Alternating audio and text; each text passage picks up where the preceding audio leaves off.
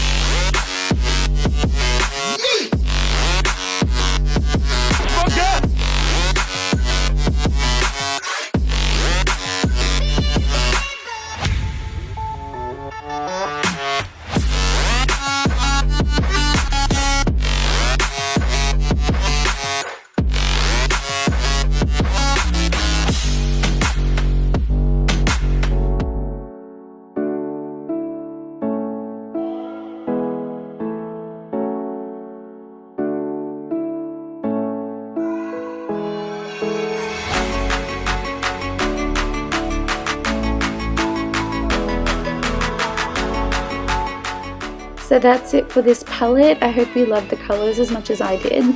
Again, thanks for watching, and please don't forget to like and subscribe for more hair and beauty reviews. Until then, I'll see you guys in my next video. Bye!